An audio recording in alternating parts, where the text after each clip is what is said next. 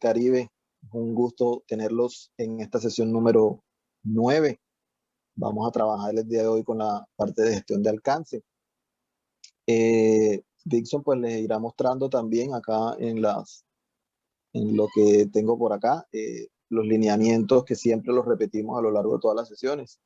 Nuevamente los invitamos a que ustedes mismos también en el grupo de Telegram compartan información. Por ahí veo que Pablo ya compartió su plan de estudios. Por favor, ustedes también lo pueden hacer. Leo compartió información. Yo creo que Patricia también. Recuerden que el grupo es de ustedes. El grupo es de ustedes y para ustedes. Entonces, por favor, también colabórennos compartiendo información. En la sesión de hoy vamos a tener una primera parte que vamos a trabajar con Dixon. En una segunda parte vamos a desarrollar nuestro examen de 10 preguntas y vamos a resolverlo así como lo hicimos la vez pasada. He tenido personas que nos han preguntado acerca del material de la sesión número 8 por temas de, pues, de confidencialidad, pues la conferencista nos pide por favor no subir el material, solamente el material impreso PDF. Pues nada, comencemos. Dixon, muy buenas noches, bienvenido. Buenas noches a todos. Gracias por esta oportunidad de compartir la experiencia de certificación como PMP y también la experiencia y el aprendizaje real de la aplicación de estos conocimientos y habilidades en la gestión de proyectos. Bueno, soy ingeniero civil. ¿Perdón?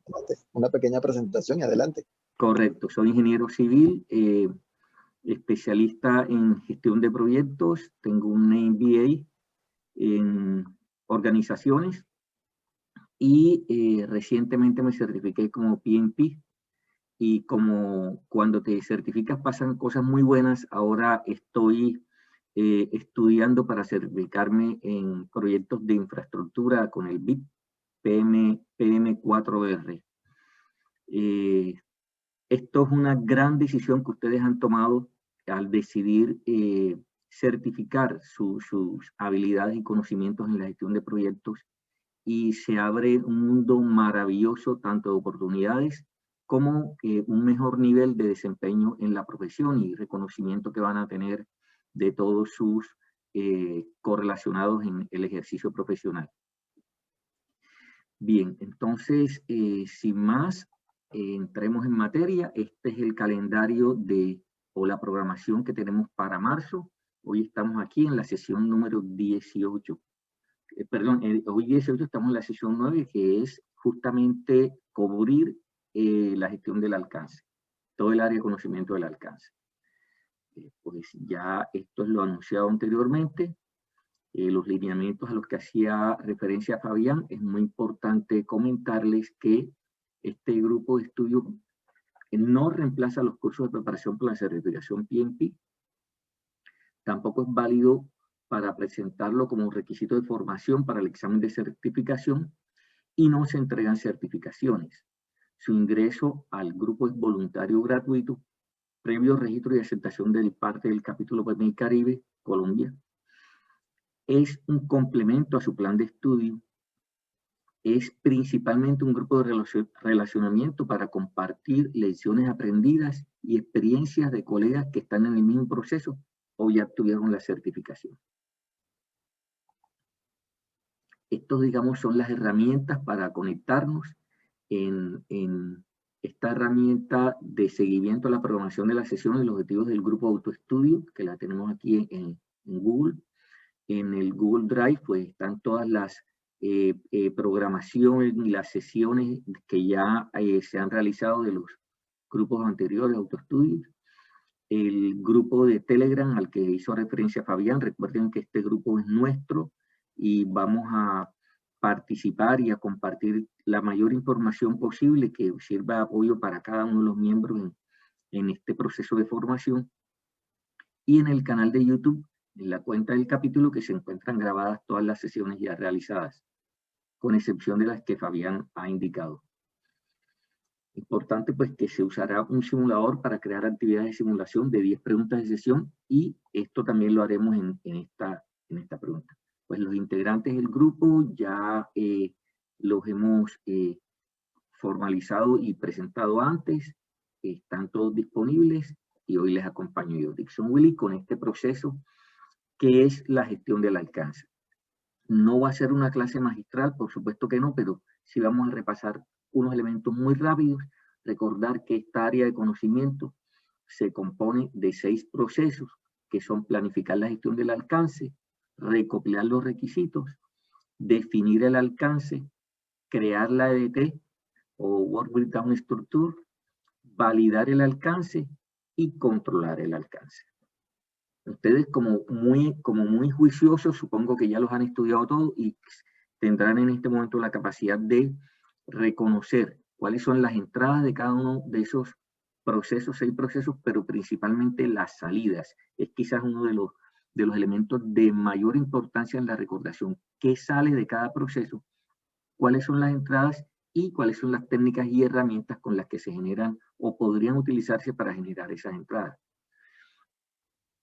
Quisiera presentarles primero cuál fue mi experiencia en la preparación del examen, y esto sí lo vamos a hacer un poco detallados. Quizás las mismas circunstancias del trabajo me fueron llevando a este tema, porque en la organización para la que trabajo, que es Aguas de Cartagena, pedimos algunos cursos de formación y nos fueron concedidos el diplomado de formación. Lo hicimos en el 2017, 2018, y pues al finalizar ese diplomado de varios meses, decidí hacerme miembro. Sin embargo, no tomé la decisión, simplemente era como una intención, un deseo de hacerme miembro del capítulo PMI. Finalmente me logré hacerme miembro del PMI y empecé a ver, a revisar la página. Los contenidos son abundantes, es muy prolífero el conocimiento que aquí se ofrece, y pasó cierto tiempo hasta cuando realmente decidí tomar la decisión de certificarme. Empecé a estudiar un poco erráticamente, pero solo hasta cuando agendé la fecha se despertó en mí el compromiso real y se despertó ese estrés positivo de gestionar y entender que la preparación para el examen de hecho es un proyecto. Prepararse para el examen es un proyecto. De manera que allí definí un alcance que obviamente es todo el contenido del PMBOK, el libro de Rita McAfee. O sea, esos fueron mis 2 fuentes de estudios y decidí que ese era el material del que iba a estudiar, así como también hacerme de un simulador para medir la evolución. Y también definir un cronograma. O sea, si ya tenía definido y agendada la fecha del examen, pues tenía que ver cómo iba a cubrir todo ese material para llegar con suficiencia a la fecha del examen. De manera que tomé cada uno de los procesos de sus áreas de conocimiento y les puse fechas en las cuales yo debía haberlos no solo leído, sino releído y evaluado hasta alcanzar un nivel de aceptación, que me lo fijé en el 75% para cada área de conocimiento. Luego me di cuenta que estudiar solo no era indicado. Conformamos unos grupos de estudios, y los grupos de estudio, que es esta misma sesión en la que estamos, son muy valiosos porque te permiten hacer esa intercomparación.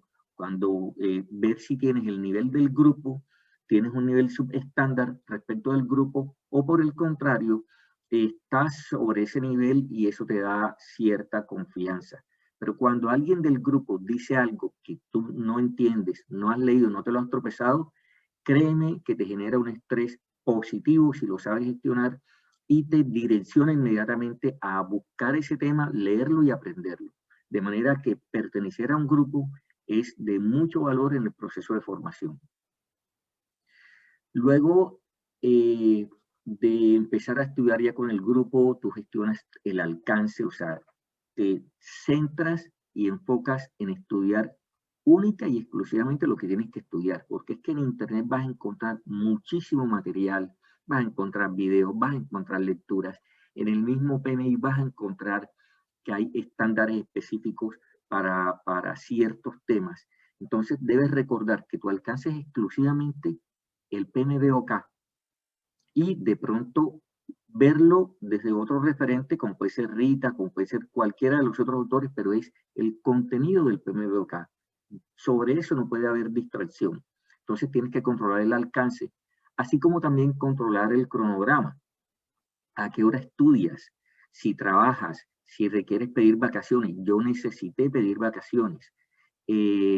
¿Cómo va a ser tu tiempo de familia? Este es un estudio muy exigente. Yo estudiaba 4 horas día en promedio, porque el tiempo al final se me redujo.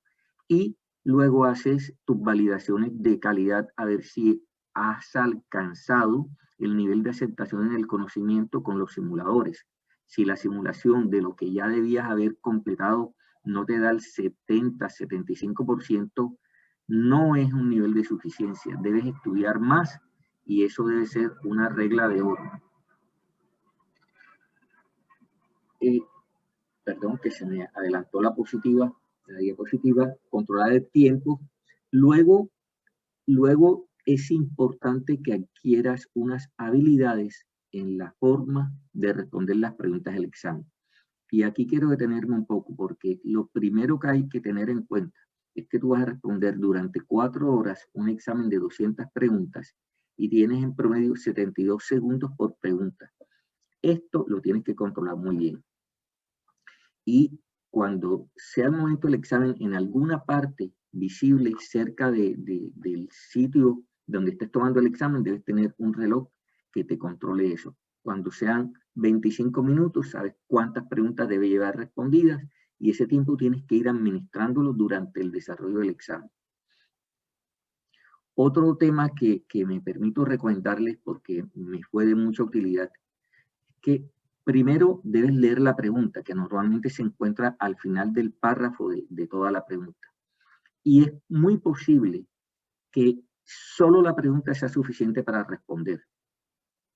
Cuando no, si no lo es suficiente, entonces sí es necesario leer cuidadosamente, y hago énfasis en cuidadosamente, toda la ambientación o el enunciado de la pregunta y mucha atención a los adjetivos que califican o le adhieren una característica al tema que te están preguntando, porque eso es normalmente de mucha influencia en la selección de la respuesta. Debes entender cuando lees ese enunciado qué es lo que te están preguntando y qué es lo que te están preguntando atiende a si te están preguntando por una entrada o por una salida. ¿En qué proceso o en qué grupo de procesos o área de conocimiento se ubica el contexto? ¿Cierto? Y una vez estás ubicado, o bien sea en el área de conocimiento, o bien sea en el grupo de procesos, entonces sí, ¿qué me están preguntando? ¿Una entrada, una técnica, una herramienta o una salida? Eso es muy importante porque te permite ya reducir el área, el conocimiento que necesitas para responder. Y por último, cuando ya pases a leer las respuestas, normalmente de las 4 respuestas, hay 2 que se alejan mucho y tienen muy poca probabilidad de calificar como la respuesta adecuada. Entonces, esas inmediatamente deséchalas. Te van a quedar 2. Entonces, con esas 2 es el momento de correlacionar y cotejar lo que te están preguntando con esas 2. Es probable que ambas sean correctas, pero hay una que es más apropiada al contexto y a la pregunta, y esa es la que debes seleccionar. O hay una que debes hacer antes que la otra. Entonces, esa que es la primera deberá ser la respuesta a elegir. Prácticamente casi todas las preguntas juegan dentro de estos temas que les he explicado, y esta parte a mí me fue muy útil, desarrollar esa técnica de desglosar la pregunta, hacer el análisis, centrarme en si podía ganar tiempo únicamente leyendo la pregunta y luego pasar a la respuesta, que hay muchas de esas. Y créanme que este tema de que de las 4, 2 son definitivamente desechables y 2 concursan como posible respuesta, es muy fácil de aplicar y muy efectivo en acertar en las respuestas adecuadas. Por último, yo también decidí en mi caso, yo decidí no marcar ni aplazar ninguna respuesta. Las respondía y aunque no supiese la respuesta, definitivamente respondía y seguía, porque pensé que acumular tantas respuestas para el final me iba a causar una carga de estrés que me iba a distraer en responder las preguntas que estaba resolviendo. Luego, entonces, no decidí cargar durante el examen con ese cúmulo de preguntas pendientes, sino ir pasando página. Y por último, una recomendación que seguramente ya vieron en la sesión de Judy y en otras sesiones, es que la preparación debe ser 360 grados. Esto es un tema de mucho esfuerzo y mucho estrés, por lo tanto, la preparación mental y desarrollar la actitud adecuada para atender el examen es fundamental, porque eso te permite enfocarte de entrada como un ganador, de entrada declararte como una persona segura de que tienes el conocimiento para responder todas las preguntas. Y esa actitud es una actitud ganadora. Fisiológicamente, no puede ser que durante el examen tu cuerpo te reclame que debas ir al baño, porque no vas a tener esa disponibilidad. Entonces también es importante que eduques a tu organismo a que durante las horas que decidiste tomar el examen, bien sea en la mañana, en la noche, en la madrugada, esté totalmente relajado y despejado y libre de cualquier necesidad. Y es importante incluso hacer buen ejercicio físico, hacer ejercicios de respiración que te permita mantener una concentración durante las 4 horas del examen. Entonces, esas son, digamos, las habilidades o los aspectos más importantes que quería compartirles respecto a la preparación del examen. Dixon, ¿Sí? ¿me permites hacer un comentario rápido? Por supuesto. Gracias. Es que quisiera como compartirles cuando tú dices lo del reloj, de practicar con el reloj para controlar el tiempo de las preguntas. A mí me sucedió en el examen, y bueno, no le quiero echar la culpa a eso, pero creo que me incidió mucho. Todo el tiempo en los simuladores practiqué con un reloj normal e iba calculando el tiempo de pregunta. Me sucedió que cuando llegué al examen no tenía ningún reloj normal y el reloj no iba hacia adelante como había practicado, sino el reloj iba hacia atrás. Me volví un 8. No supe calcular el tiempo, empecé a ponerle mucha atención porque cuántas preguntas tengo que llevar cuando vaya de para atrás, no. Entonces mi consejo sería que también practiquen con un cronómetro que vaya hacia atrás, porque en el examen no hay ni relojes de verdad, ni tampoco el cronómetro va hacia adelante. Quería como compartirles eso que a mí me afectó mucho. Gracias, Víctor. Muy valioso tu aporte. Víctor, buenas noches. Buenas noches, Leo. Que mandó que ya no son 200, son 180 preguntas, ojo, y son dos breaks. Actualizar a ese pedacito. El año pasado sí eran 200. Muy importante tu aporte, Leo, es muy cierto. Listo, compa. Bien, ¿alguna otra participación? Bueno, entonces paso a comentarles algunos aspectos relacionados en la vida real con todo lo que es la gestión del alcance. Yo apenas tengo estos 5 puntos porque créanme que son con los que más me tropiezo en la vida diaria, en el trabajo, junto con el equipo de trabajo. Y el primero de ellos es diferenciar el alcance del producto del alcance del proyecto, aunque en algunos casos el alcance del proyecto y depende de la organización, el alcance del proyecto incluye el alcance del producto, pero normalmente el alcance del producto lo vas a medir con base en sus requisitos que son de diversa índole, desde funcionales, legales, constructivos, en fin.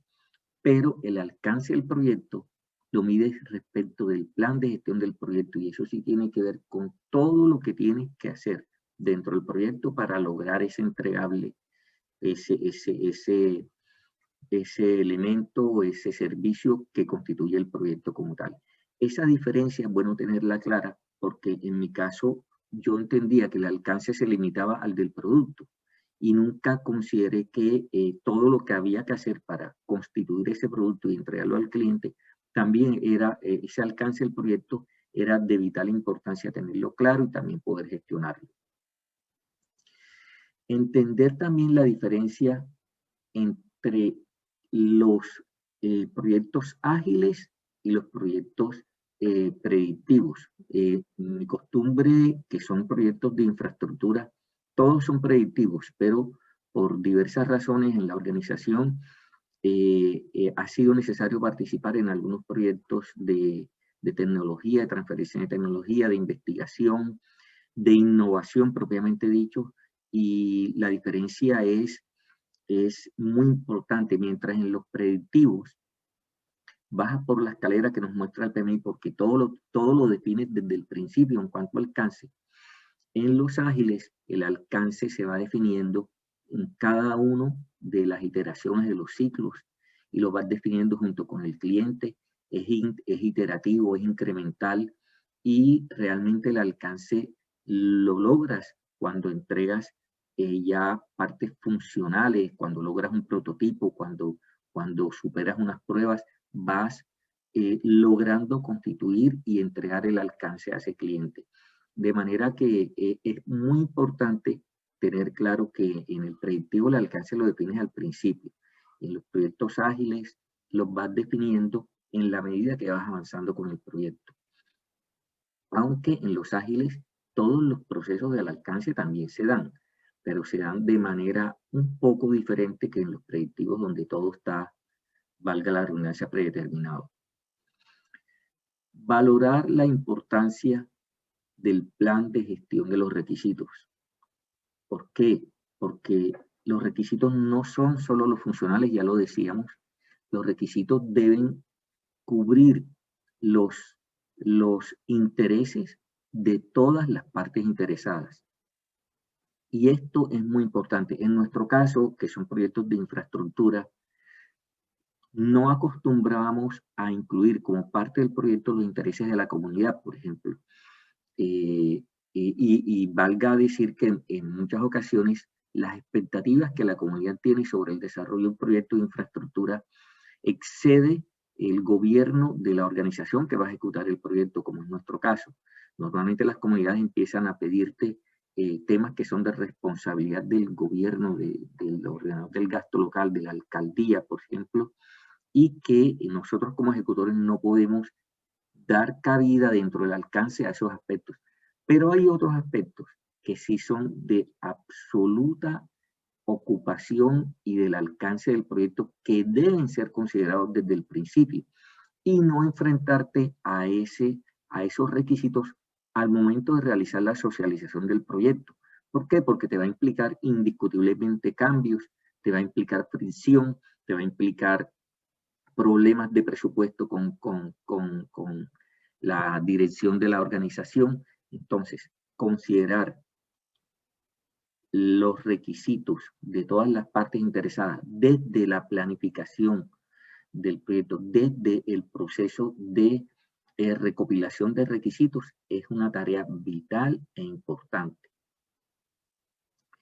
Y valorar la importancia de ese plan, porque es que estos requisitos atienden el negocio. Qué bueno sería que todo el equipo de proyecto conociera cuál es el valor que ese proyecto va a entregar a la organización. Y esos son requisitos del negocio, porque a veces se pierde de vista para qué estamos construyendo esto. Habrán escuchado muchas veces la diferencia entre la respuesta de aquel albañil que dijo que estaba colocando un ladrillo respecto a aquel que dijo que estaba construyendo una catedral. Y ese es el tipo de diferencia a que hace referencia a cuáles son los requisitos del negocio a considerar en este proyecto. ¿Cuál es el valor que debo traer? Un ejemplo en nuestro caso.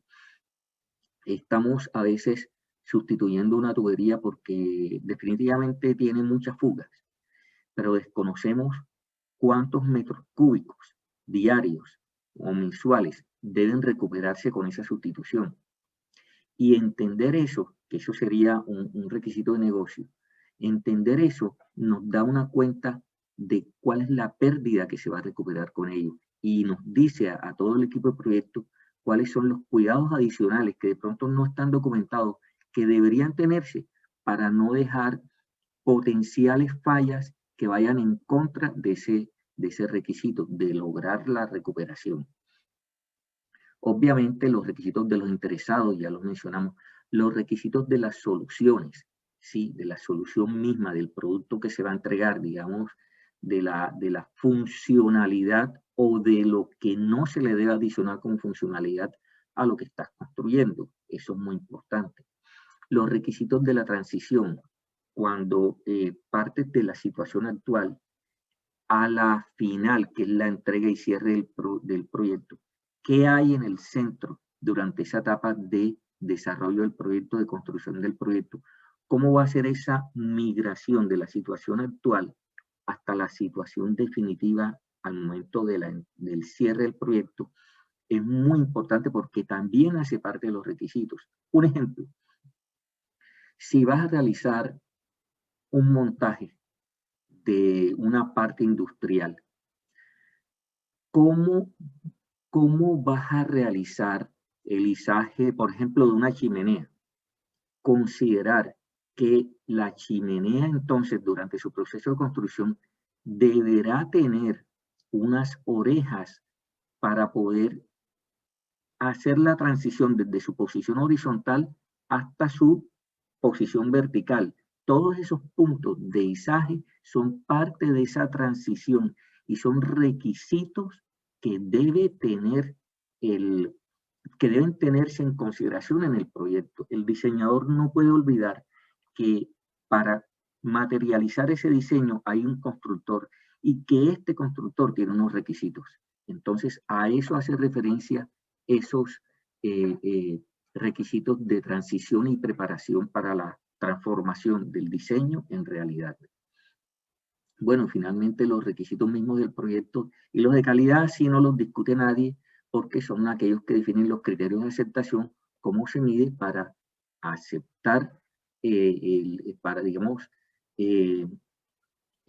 una vez dar la aceptación de los requisitos de calidad que luego te permitirán validarlo ante el sponsor o dueño del proyecto. Todas las preguntas, por supuesto, bienvenidas en cualquier momento.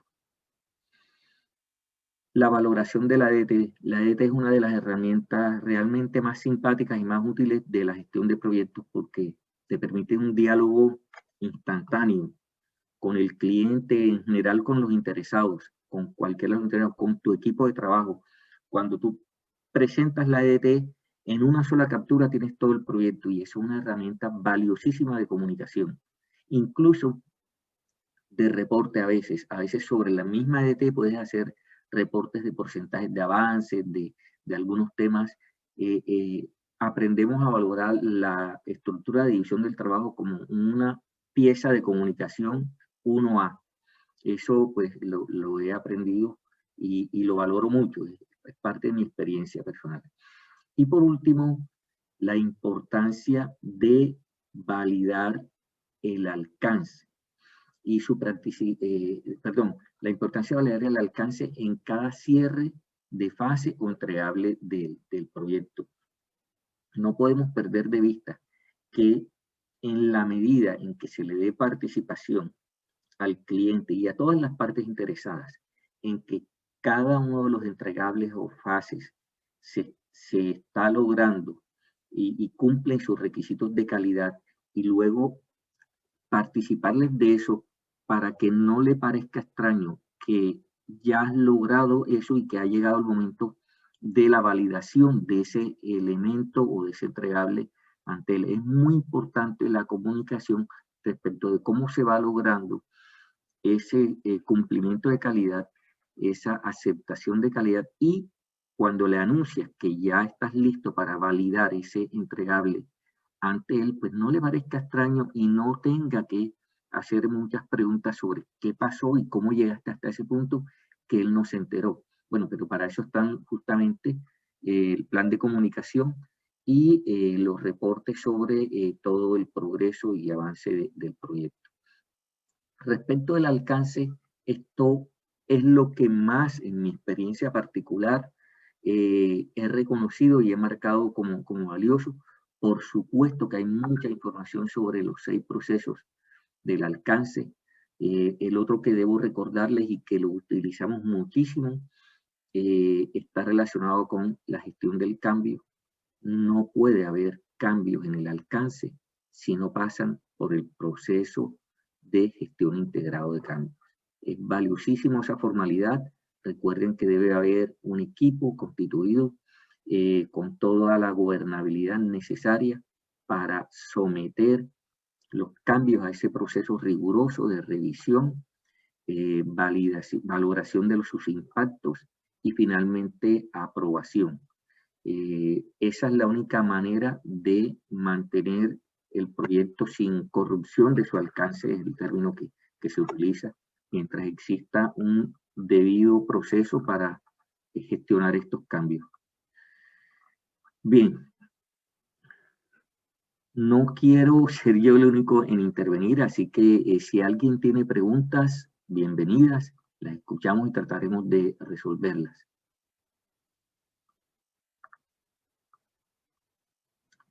Perfecto, entonces... de pronto, Dixon, muchas gracias. Me ha parecido súper tu explicación hasta el momento. De pronto, de esta primera diapositiva de experiencias, wow. Ya, sí, qué pena. De pronto, la parte de alcance del producto, de pronto, si me pudieses ampliar un poquito más, que me pareció bien interesante, pero de pronto no lo comprendí completamente. El alcance del producto, como, si me puedes volver como a profundizar un poquito al respecto. Perfecto. El alcance del producto hace referencia a las partes constitutivas del proyecto que tú vas a entregar. Y para facilitar de pronto el entendimiento, pensemos en temas tangibles. Imaginemos, por ejemplo, que vas a construir una estación de bombeo de aguas residuales, en nuestro caso. La estación de bombeo de aguas residuales tiene varios componentes, llamémoslo así. Tiene unos tanques construidos en concreto en el cual se reciben las aguas residuales. Tiene un equipo de bombeo, ¿cierto?, que es el que toma esas aguas residuales de ese depósito y las impulsa a través de una tubería a presión hacia la próxima estación de bombeo o hacia un colector. Y tiene otros componentes como, por ejemplo, grupos electrógenos que le permiten ser autónomas en el tema de energía. No puede haber vertimiento si el fluido eléctrico público falla, ella debe tener su propia capacidad. Entonces hablemos de estos elementos. Cada uno de ellos tiene unos requisitos de tipo normativo, porque existen normas que te exigen los requisitos que ellos deben cumplir. Tienen unos requisitos desde el punto de vista del usuario final. El usuario, que es el operador, nuestros compañeros de operación, te dice, mira, no quiero tener problemas de mantenimiento innecesario, así que tenme en cuenta esto y lo otro. Tiene unos requisitos de la comunidad dice, no quiero tener malos olores en este sitio, de manera que implementa temas de control de olores. Entonces, esos son los requisitos de funcionalidad del producto. Si el producto, en este caso que vamos a entregar, es una estación de bombeo de aguas residuales, todos estos requisitos de esas distintas partes interesadas conforman los requisitos del producto. ¿Sí me explico? Cuando escuchas requisitos del producto, piensa en funcionalidad. Entran requisitos legales, normativos y de todas las partes interesadas. Perfecto. Pero son distintos de los de proyecto. Del proyecto, que normalmente los incluyen a los del producto. Los del proyecto son todos los requisitos asociados a todas las actividades necesarias para poder entregar ese producto. ¿Cuáles son? Tiempos, costos, son requisitos. También requisitos de comunicación que te puede decir el cliente, hitos, ¿sí? Hitos, esto lo necesito para tal fecha, esta parte la necesito para tal fecha. En fin, requisitos ambientales también. El dinero. El dinero, fundamental, claro que sí. Es el primero que te va a decir, tu gerente te va a decir, los recursos asignados son tantos, no puedes pasarte de allí. Y como gerente de proyecto tienes que saber jugar con eso. Y es aquí, justamente, esa me parece muy buen aporte, porque es aquí donde tú más te preocupas de gestionar el alcance, es decir, de no permitir que se agreguen alcance innecesario. Tú debes mantenerte sobre tu línea base del alcance, no vestir en oro el proyecto, porque en el camino te vas a encontrar con que todo el mundo quiere, bueno, ya que esto está aquí, ¿por qué no más esto? El operador te va a decir, oye, pero ya que tienes esto, ¿por qué no implementas un tema de telemando y telecontrol remoto? Eso no hace parte del alcance del proyecto. No hay recurso para eso y no se va a hacer. Eso será otro proyecto, pero no es en este. Perfecto, muy clara tu explicación. Muchas gracias. Un gusto. Bien, más preguntas, aportes. No me las sé todas, todos los que quieran aportar sobre temas del alcance con su experiencia, bienvenidos. Dixon, Señor. ¿te parece si mostramos las preguntas? Pues claro, sí, por supuesto, sí, ya estamos sobre el tiempo. Entonces, vamos a pasar al tema de responder las preguntas. Fabián les va a explicar cómo lo vamos a hacer. Sí, claro. En este momento en Telegram les voy a colocar estas 10 preguntas que sacamos. Están del simulador de Daniel Echeverría. Y vamos a dar 10 minutos, ¿sí? Desde el momento en que les diga, vamos a compartirlo aquí en Telegram. Me confirman, ahí está el enlace ya.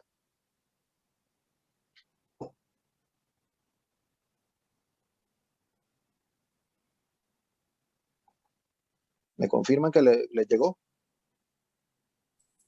Y ya llegó, Fabián, gracias. Bueno, entonces miren lo que vamos a hacer. Vamos a dar los 10 minutos y vamos a comenzar en... Ya me confirman que también hay alguno que no haya tenido el enlace. ¿No? Listo, entonces vamos a iniciar en 3, 2, 1, a contestar. 10 minutos esas preguntas. La gran mayoría por encima de 5, pero sí hay personas que la verdad no les fue tan bien. Solamente una sola respuesta de 10, o 3 de 10, o 5 de 10. La pregunta que más problemas encontraron fue en la número 7 y en la número 8. Número 7 y número 8. Perfecto, entonces. La que más contestaron fue la número 3. Vamos a analizar todo eso. Y esto a todos nos pasó mientras estuvimos estudiando. Tuvimos esas sorpresas que nos generaron tanto nervio y nada, volver a estudiar y punto. Eso es así de sencillo. Esto, estudiar ejecutar. Entonces, la primera respuesta dice, la primera pregunta, un proyecto tiene una serie de entregables. Primero leamos la pregunta. ¿Este sistema de numeración le permite al equipo del proyecto? Debo leer el enunciado. Un proyecto tiene una serie de entregables que son complejos y que tienen que ensamblarse. Como director de proyecto, sabes que la estructura de desglose del trabajo les ayudará a los interesados a ver los entregables intermedios que se integrarán a los entregables finales del proyecto. Como ayuda en la gestión de los elementos individuales, has utilizado un sistema de numeración para el desglose del trabajo. Este sistema de numeración le permite al equipo del proyecto, la C, identificar el nivel en el cual se encuentran los elementos individuales. ¿Cierto? Recuerden que la EDT es la descripción estructurada del alcance y que va dividiendo el trabajo hasta las unidades más pequeñas que conocemos como paquetes de trabajo. Pero ellos tienen una codificación que permite indexar cada uno de esos subcomponentes con su componente padre, de manera que al leer ese código vas perfectamente a poder identificar a qué nivel de la estructura de trabajo se encuentra cada uno de los elementos individuales. Vamos con la siguiente. La mejor forma de considerar una estructura del desglose del trabajo es como una ayuda efectiva para las comunicaciones del grupo interesados. Ahí justamente se los comentaba en la charla porque esta es una herramienta valiosísima para la comunicación. ¿Comunicación con quién? Con todos los interesados del proyecto. Clientes, compañeros de trabajo, compañeros del equipo, interesados externos, en fin, con todos los interesados. Recuerden esta característica siempre de la ADT para que es una herramienta para comunicar fácilmente temas relacionados con el proyecto. Buena pregunta eso, yo la perdí.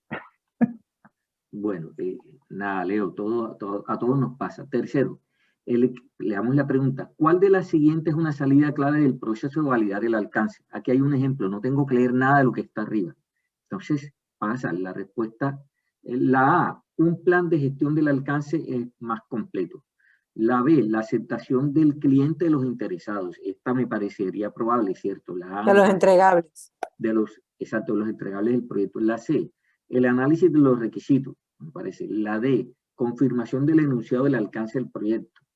Entonces, haces ese juego que ya dijimos, descartas las que definitivamente se alejan mucho y te queda la B. ¿Alguien tuvo dificultades con responder esta?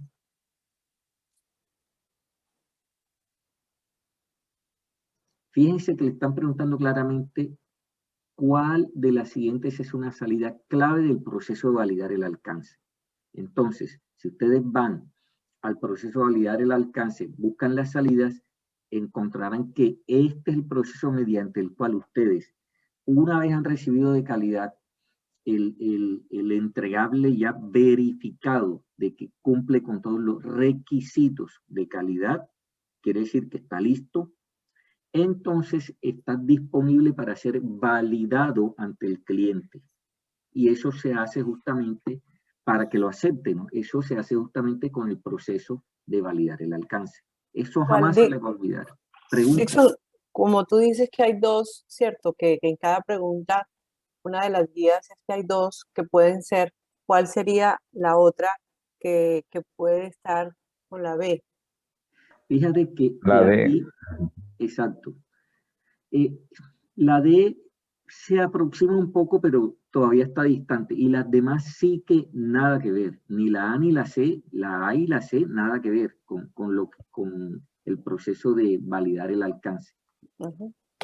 Okay. Y de hecho, esta salida, que es la respuesta, es la salida importante y capital de este proceso. De manera que, particularmente en esta pregunta, casi que es la única respuesta aceptable. Cuarta pregunta. Le damos la pregunta, ¿cuál de los siguientes documentos contiene descripciones detalladas de los paquetes de trabajo? No necesitas leer lo anterior. Entonces, A, diccionario de la DDT, como que suena, ¿cierto? B, lista de actividades, también podría ser, si se entiende un poco. C, enunciado del alcance del proyecto. Y D, plan de gestión del alcance del proyecto. Descartada la D porque ya sabemos cuál es el plan de gestión del alcance del proyecto, que es una colección de requisitos y temas. B, enunciado del alcance del proyecto, contiene una descripción detallada del alcance, pero no al nivel del diccionario. En el diccionario sí que vas a encontrar los mínimos elementos de cada uno de los paquetes de trabajo. Entonces, son como que las finas diferencias entre uno y otro. Cuando lean esta parte del enunciado de la ADT y del diccionario de la ADT, entenderán a mayor profundidad las explicaciones, ¿no?, de cada una de ellas. Pasamos a la siguiente. Este material les queda a todos.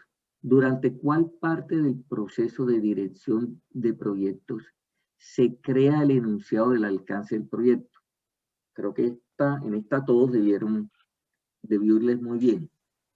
Parte 13. El 68%. Le fue bien. Correcto. Sí, es parte de planificación. No nos detengamos allí. Sexta. Le damos la pregunta. Bueno, leer la pregunta aquí es casi leerlo todo. Así que el programa se planificó años atrás, antes de que hubiera una introducción masiva de nueva tecnología. Mientras se planifica el siguiente proyecto en este programa, el director del proyecto ha ampliado el plan de gestión del alcance, porque conforme un proyecto se vuelve más complejo, el nivel de incertidumbre en el alcance A permanece igual, B disminuye, C disminuye y luego aumenta, y D aumenta. En esta pregunta también debió irles muy bien, ¿cierto? Sí, 84%. Correcto, no nos detengamos entonces. Y aquí fue. Esta es la pregunta difícil, ¿Cómo? entonces Más problemática. vamos a desglosarla en detalle. Apliquemos la técnica.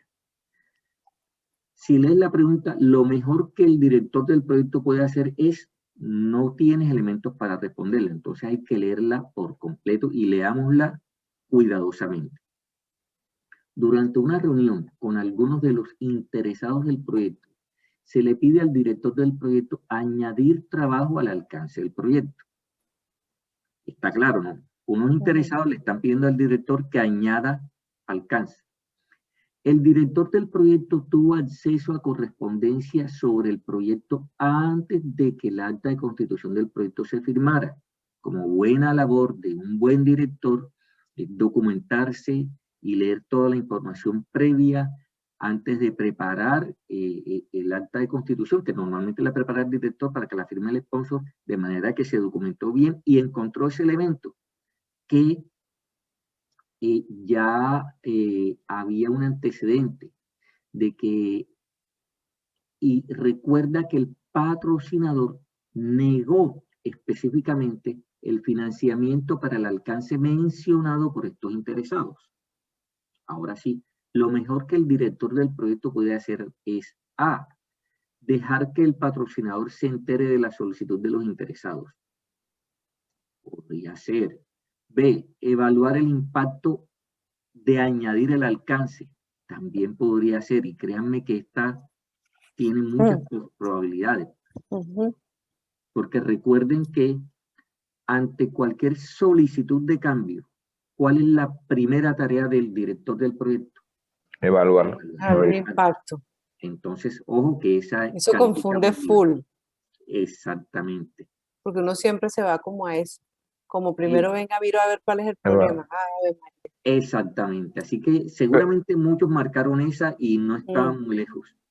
Listo, pero es que también hay que decir que en la pregunta dice que el patrocinador negó. Él ya lo niega. Exactamente. Pero ahí está. Él ya lo niega. Y ya sabía, él lo niega. Hay que decirle que no. O sea, no recuerdo, lo miramos también. Estuvimos mirando, yo la miré, no, pero es que aquí él lo está negando, no, esta es la mejor. O sea, decirle esto más de que nada. Leo, y muy bien por ese aporte que tiene que ver con esta. Decirle a los interesados que no se puede añadir el alcance. Recuerden el tema de la proactividad del director del proyecto. Recuerden el tema de no invertir recursos de equipo, de tiempo, de horas hombre, para temas que ya están resueltos. Y esto tiene que ver más con las habilidades de liderazgo del director que con las responsabilidades que directamente le acuñan. Entonces, fíjense cómo la competencia entre la B y la C se va resolviendo.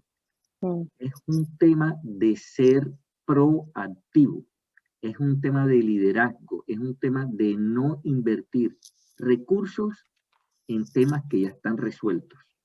Ahí lo que dice Leo me parece de un súper valor. Yo no lo había visto así y en el examen me pasaba. Sí, ya el tipo dijo que no tajantemente. ¿Para qué nos ponemos a evaluar impactos y cosas de esas? Y ya dijo que no el patrocinador. Si la pregunta hubiera dejado abierto de que qué podría pasar y qué tal, de pronto ahí sí valdría la pena como evaluar el impacto, pero sí, de verdad. Leo, te agradezco. Sí, que si no está el negó, la opción era la otra, la B, evaluarlo. Tenía que evaluarlo ya, pero ya lo está negando. Entonces ahí tenemos que mirar esa parte. De verdad, sí te digo, amigo, que tenemos que leer bien. Y ahí mismo en la misma pregunta está la respuesta muchas veces, sino que uno se acelera y no escoge la mejor, pero está ahí. Y ahí lo dice, no, financiamiento para el alcance mencionado por estos interesados. Lo negó. Por lo preciso que están pidiendo. De acuerdo, súper, chéverísimo. Muy bien, Leo, muy bien por ese aporte. Amigo Leo, qué bien. Sí. En la 8. Vamos a la siguiente, la 8. Más de la mitad lo contestó bien. ¿Para cuál de las siguientes puede usarse una estructura? ¿Para cuál de las siguientes puede usarse una estructura de desglose del trabajo? No es necesario leer los antecedentes del enunciado. Para comunicación con el cliente, y esta la respondimos arriba también. B, mostrar las fechas de calendario para cada paquete de trabajo, para hacer una herramienta más apropiada, que es el cronograma.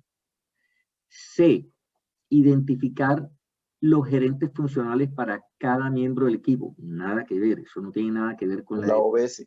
D, describir la necesidad del negocio para el proyecto. Tampoco es la herramienta o el producto de información indicado para eso, nada que ver. Descartadas la C y la D. Volvemos a leer, entonces, ¿para qué puedo utilizar la EDT? Para comunicarme con el cliente o para mostrar las fechas del calendario para cada paquete de trabajo.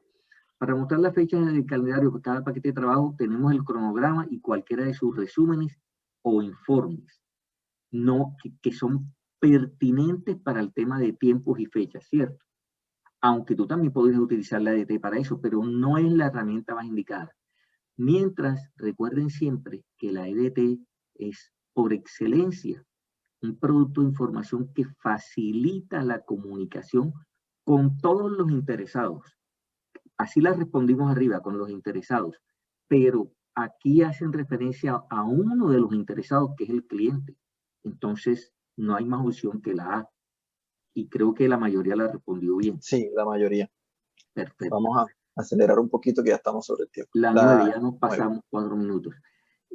Durante una reunión del equipo del proyecto, un miembro del equipo sugiere una mejora para el alcance que excede el alcance de la alta constitución del proyecto. El director señala que el equipo, esto es un ejemplo de gestionar el alcance, sin duda, mantenerse siempre en el foco de lo que hay que hacer es lo que está en la línea base del alcance y nada más que eso. A menos que venga autorizado por un cambio, que ese es otro tema. Entonces, ni nos creemos en esto, la B, y eso es gestionar el alcance. Y la última. Sí. Más de la mitad la contestó bien también. Perfecto, vamos a la pregunta. ¿Cuándo debería hacerse el proceso de validar el alcance?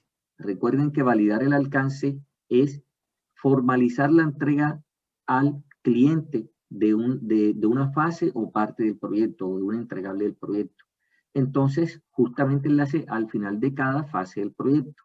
Ya lo habíamos dicho antes, cada vez que tú terminas algo y lo tienes verificado por calidad, pues es el momento de hacerle la entrega al cliente. ¿Mediante qué? Mediante el proceso de validar el alcance. Es lograr que el cliente lo acepte porque tú le vas a demostrar que tiene todos los requisitos de calidad cumplidos como tal, verificados ya en el otro proceso. Bueno, con esto damos alcance justamente al objetivo que tenemos para hoy. Sí, señor. Agradecerles la participación y recuerden que la meta que ustedes tienen es una meta valiosa para su vida personal y profesional. Y bienvenida para esta comunidad de ingenieros que hace parte y nos honra estar en este capítulo. Así que mucho ánimo, mucho esfuerzo, no se desanimen.